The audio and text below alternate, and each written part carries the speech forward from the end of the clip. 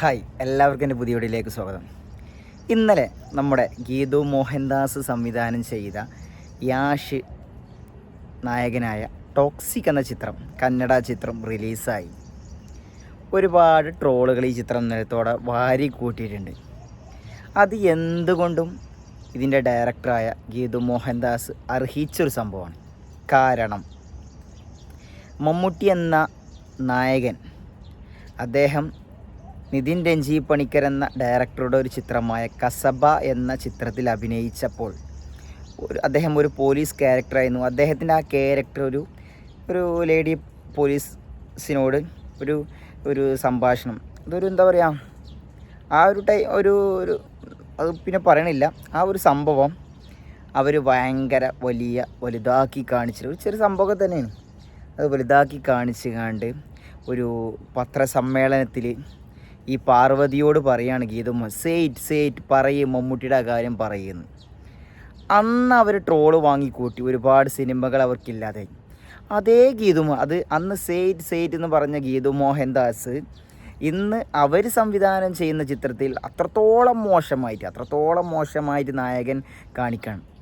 സിനിമയിൽ ഉടനീളം വെടിവെപ്പ്, അതായത് ശരിക്കുള്ള വെടിവെപ്പും അല്ലാതെയുള്ള വെടിവെപ്പും, സ്ത്രീകളോട് അത്രത്തോളം സ്ത്രീകളെ മോശമായിട്ട്, ഇതിന് വേണ്ടിയിട്ടാണോ സ്ത്രീകൾ എന്ന രീതിയിലാണ് ചിത്രം. ഒരു 3 മണിക്കൂറിന് മുകളിലുണ്ട്.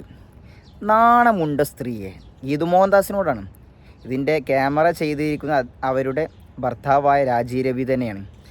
താങ്കൾ ഒരു സിനിമ സംവിധാനം ചെയ്യുമ്പോൾ താങ്കൾക്ക് എന്തും ചെയ്യാം, അല്ലെങ്കിൽ മറ്റുള്ള ഒരാൾ ചെയ്യുമ്പോൾ അത് ചെയ്യാൻ പാടില്ല എന്നുള്ള നിങ്ങളുടെ ഒരു ധാർഷ്ട്യമുണ്ടല്ലോ, അത് നിങ്ങൾ മാറ്റിയാൽ തന്നെ നിങ്ങൾക്ക് ഒരുപാട് ഉയർച്ചകളിലെത്താൻ പറ്റും.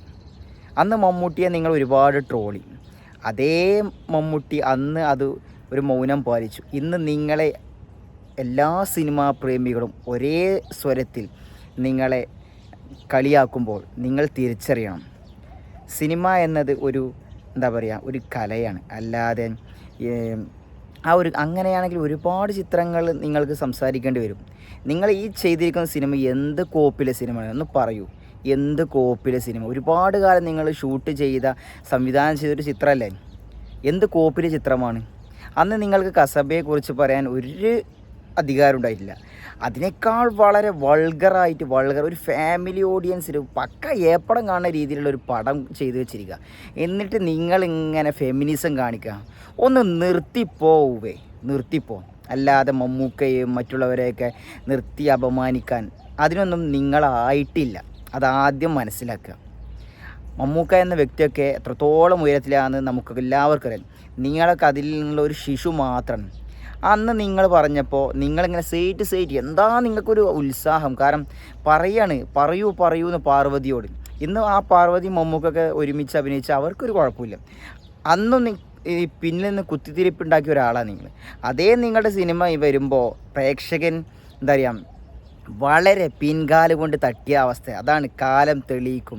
ചിലത് കാലം തെളിയിച്ചിട്ടേ പോകും. അതാണ് നിങ്ങൾക്ക് കിട്ടിയത്. ഒരുപാട് കാത്തിരുന്നിട്ട് സത്യം പറഞ്ഞാൽ ഈ ഒരു സിനിമയുടെ യാഷിൻ്റെ എല്ലാ ഒരു ഇമേജും പോയി എന്ന് മാത്രമല്ല, ഇനി ഇങ്ങനെ ഒരു സിനിമ ചെയ്യാൻ പുള്ളിക്കാരൻ മുതിരില്ല എന്നുള്ളത് ഒരു സംശയമില്ലാത്ത കാര്യം.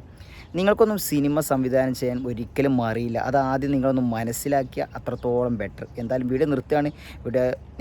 വീഡിയോയിൽ നിങ്ങളുടെ അഭിപ്രായം ഒന്ന് കമൻറ്റ് ചെയ്യുക. ഓക്കെ.